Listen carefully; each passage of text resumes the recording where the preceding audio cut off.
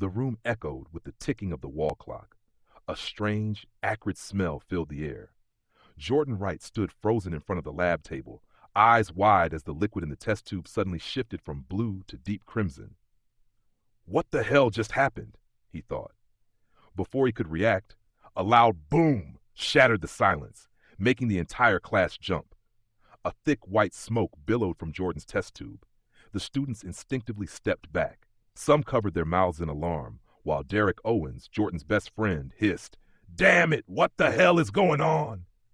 At the front of the room, Professor William Sterling remained unfazed. He tapped his pen on the desk, his sharp gaze locked onto Jordan. Unbelievable. A simple experiment, and you still managed to mess it up? His voice dripped with contempt. Harvard University, the prestigious applied chemistry class, a course reserved for only the brightest students. Jordan Wright, 22, was one of the few black students in the room. Brilliant, talented, but constantly underestimated. His best friend, Derek Owens, 23, sat behind him, always having his back. Not far away sat Samantha Reed, a white student who had once doubted Jordan's abilities but was starting to see him in a different light. Professor Sterling, 57, was infamous for being strict, old-fashioned, and, some whispered, biased. He never liked Jordan, and now it seemed he had the perfect chance to prove why. "Do you even realize the mistake you just made?" Sterling folded his arms, staring Jordan down. Jordan clenched his fists, inhaling deeply. He knew this experiment inside out. He had followed every step. But this reaction wasn't in the textbooks. "Professor, I believe an unexpected chemical reaction occurred." Sterling scoffed. "Oh, and here I thought the entire scientific community had already figured out basic chemistry. Are you saying you've discovered something they haven't?" A ripple of laughter spread through the class, but Derek muttered under his breath, "Here we go again. This old man just won't let up." Jordan stared at the bubbling solution, an idea sparking in his mind. If he was right, he could be on the verge of a breakthrough. If he was wrong, all eyes were on him now. Would he dare to challenge Sterling and prove himself right? Jordan stood still, his eyes locked on the smoking liquid. He couldn't comprehend it. This reaction wasn't documented in any of the materials he had studied. But one thing was certain, this wasn't his mistake. Sterling frowned and stepped closer. "This experiment has been conducted thousands of times without a single error. But you managed to blow it up. Care to explain why?" Jordan opened his mouth to respond, but Sterling cut him off. "Either you did something wrong, or you don't belong in this class." The words cut like a blade. A few students sneered, while Derek clenched his jaw in anger. Jordan took a deep breath. He couldn't let himself be dismissed like this. "I want to re-examine the reaction. I believe something new is happening here." Sterling arched an eyebrow, then let out a mocking chuckle. "A senior student claiming to have made a groundbreaking discovery? Fine, prove it right, but be warned, if you're wrong, you'll be out of this class." The room fell silent. Derek muttered, "He's setting you up, man." But Jordan knew this was his only chance to prove himself. Backing down wasn't an option. If he accepted Sterling's accusation, he'd be labeled incompetent and could risk losing his chance to graduate. But if he fought back and failed, he'd lose everything. This wasn't just an academic debate. This was a battle for recognition. Sterling crossed his arms. "You have 24 hours. If you can't provide a compelling result, I'll personally report this to the department board." A murmur spread through the class. Samantha Reed, watching from her seat, eyed Jordan with doubt. "You really think you can prove this?" she asked. Jordan met her gaze. "I don't think. I know." The countdown had begun. Harvard Laboratory. The cold, fluorescent light cast sharp shadows across Jordan's tense face. He leaned in, closely observing the reaction inside the glass test tube, sweat trickling down his forehead. Boom! A small explosion erupted. The liquid inside the tube bubbled violently before shifting from deep blue to a fiery orange, a phenomenon that completely defied conventional chemistry. Derek, standing beside him, jerked back. "What the hell did you just create?" Jordan froze. This couldn't be right. He had checked the formula, calculated every component precisely, and yet the reaction unfolded in an unrecorded manner. Had he just discovered a new chemical reaction or made a critical mistake? Flipping through his notebook, he compared the data. His heartbeat quickened. Something wasn't adding up. Regaining composure, he ran the experiment again, this time using a different sample of the same chemical compound. Result: no reaction. Derek stared at the test tube. Wait, what does that mean? Jordan gripped his pen tighter. If two identical substances produced different results, it could only mean one thing. One of them was contaminated. Derek, do you think something has been altered in the chemical supply? The next morning, Harvard Lecture Hall. Jordan stood at the front of the classroom, gripping his notebook tightly. Across from him, Professor Sterling stood with his arms crossed, his sharp gaze filled with anticipation, waiting for Jordan to fail. You claim to have discovered a new chemical reaction?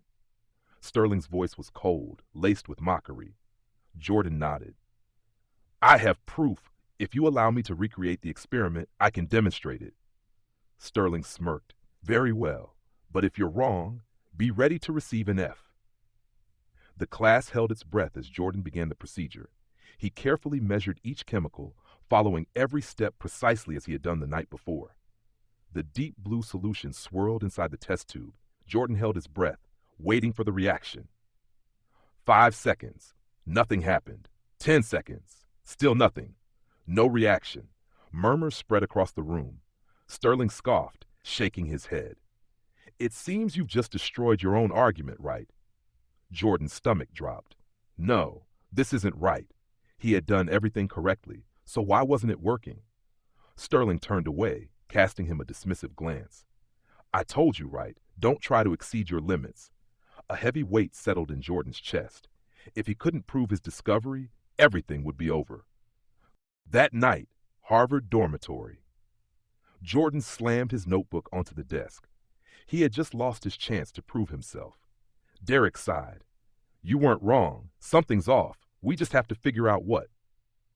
Jordan stared at his notes, comparing last night's experiment with this morning's failed attempt. There was only one key difference. The chemicals he used last night came from an older supply. The ones this morning were from a newly stocked batch. Jordan opened his laptop, accessing Harvard's lab inventory system, and there it was, the confirmation of his suspicion. The university had switched chemical suppliers last month. Derek, we need to test the old batch again. Sneaking into the lab, Jordan and Derek rummaged through the storage cabinet, retrieving a sample from the old supply. They repeated the experiment. Bang! This time, the reaction occurred exactly as it had the first time. Jordan's lips curled into a triumphant smile. I was right. Sterling was wrong. Derek let out a laugh. That's great, but how are you going to prove it to all of Harvard? Jordan clenched his fist. I won't just prove it. I'll make Sterling admit the truth in front of everyone. The real battle was about to begin. Harvard Grand Lecture Hall, Scientific Symposium. Jordan stepped onto the podium. In front of him stood Professor Sterling, the students, and Dr. Laura Bennett, a renowned researcher from the National Science Institute. Sterling crossed his arms, his voice laced with mockery. Are you here to fail another experiment, right? Jordan clenched his fists. Not this time. He was prepared. He placed 2 identical test tubes on the lab table. One contained the new batch of chemicals Harvard had recently acquired. The other contained the older supply, the one that had produced the unexplained reaction. He performed the experiment in front of everyone. 5 seconds. 10 seconds. The test tube with the new batch showed no reaction. The test tube with the old batch reacted immediately, producing a vibrant chemical change. The room buzzed with murmurs. Jordan turned to Sterling, locking eyes.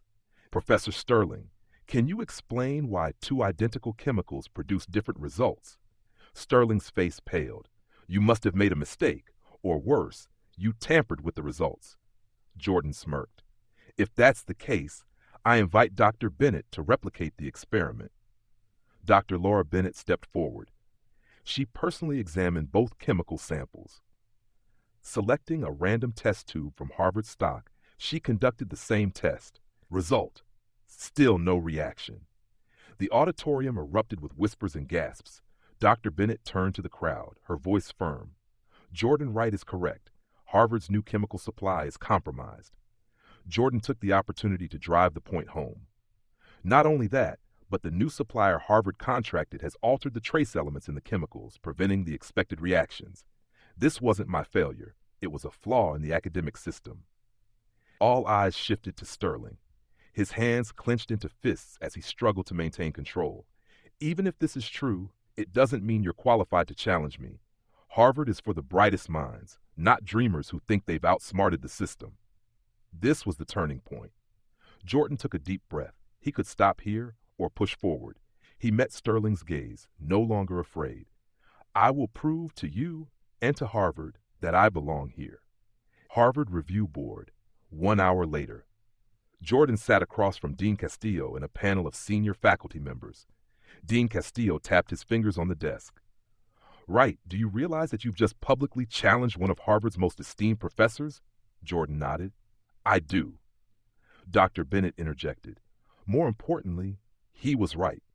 And if Harvard refuses to acknowledge that, what does that say about academic integrity here? Castillo glanced between Sterling and Jordan. A tense silence. Then the dean spoke. All right, Wright.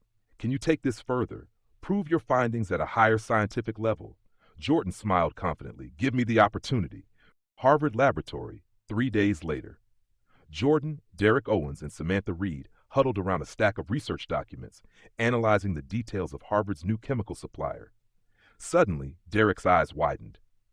Jordan, look at this. The company supplying these chemicals, it's closely tied to a major donor of Harvard. Jordan frowned and scanned the records more carefully. That's when he saw it. William Sterling's name was listed as an advisory board member of the supplier. A shocking revelation. Sterling had personally influenced Harvard's decision to sign a contract with this company, despite knowing the chemicals were substandard. Samantha's voice was hushed with tension. If this gets out, Sterling's career will be over. Jordan clenched the documents in his hands. We have to expose this. But at that moment, the lab door swung open. Sterling stepped inside, his expression cold and calculating. I think you've all gone too far. So. Sterling strode forward, his deep voice laced with warning. Jordan Wright, do you really think a student like you can go up against me? Jordan met his gaze unflinchingly. The truth is the truth, and I won't back down. Sterling smirked. If you go public with this, you won't just ruin my career, you'll ruin your own. No lab in the country will hire you. You'll be blacklisted from academia before you even start. Jordan froze. If he exposed Sterling, he could destroy his career, but it would cost him his own future. If he stayed silent, Sterling would continue abusing his power unchecked. Samantha's voice wavered. Jordan, are you sure about this? Jordan took a deep breath. He knew this was the most important decision of his life, and he made his choice. I won't stay silent. Harvard Grand Hall, emergency press conference. Jordan stepped onto the podium. The entire university was watching. Dr. Laura Bennett and Dean Castillo sat among the audience. Jordan held up the documents and spoke with unwavering clarity. There is a truth that must be told. Professor William Sterling personally influenced Harvard's decision to sign a contract with a supplier of substandard chemicals. This has compromised research and academic integrity. The room exploded with shock. Sterling shot up from his seat, his voice livid. Lies! Slander! You have no proof. Jordan tossed the files onto the review board's table. Dr. Bennett flipped through them, then nodded. We've verified the information. It's true. Dean Castillo's face darkened. He scanned the room, then finally turned to Sterling. Harvard cannot tolerate this behavior. A full investigation will begin immediately. Sterling stood frozen. For the first time, he had no words. Jordan looked at him one last time. This battle he had won. 1 week later, Harvard Dean's office. Jordan sat across from Dean Castillo. The case file on Sterling's scandal lay closed on the desk. Sterling had resigned. An official investigation was underway. But Jordan wasn't walking away unscathed. Castillo tapped his fingers on the desk, his voice calm yet firm. Jordan, you understand that this wasn't an easy decision for Harvard, don't you? Jordan nodded. He knew that even though he had won, standing up to a powerful professor like Sterling would come with consequences. Castillo sighed. Some faculty members aren't happy with how you handled this. Certain doors may close for you. Jordan clenched his fists. He had expected this, but before he could respond, Castillo leaned forward. But other doors are opening. Dr. Laura Bennett stepped into the room. Jordan, I want you to join my research team at the National Science Institute. Jordan froze. I actually have that chance. Bennett nodded. Science needs people like you, people who dare to ask questions and refuse to bow to authority. Outside Harvard campus, Jordan stood before the statue of John Harvard, the very place he had once dreamed of reaching as a young boy, fascinated by science. He had won, but it wasn't a perfect victory. He had lost favor with some professors, but he had earned the respect of those who valued integrity. And he had learned that justice wasn't just a result, it was a battle. Derek patted his shoulder. You did it, man. So what's next? Jordan looked up at the sky. The hesitation in his eyes was gone. Keep moving forward. National Science Institute, 6 months later. Jordan stood on stage, receiving an award for his groundbreaking research. Dr. Bennett took the mic. Those who dare to challenge injustice will be the ones who change the world. The audience erupted in applause. Cameras panned across the room. In the shadows, a familiar figure watched. William Sterling. He was no longer a Harvard professor, but as he turned to leave, a faint smirk crossed his lips. This game isn't over, Jordan Wright.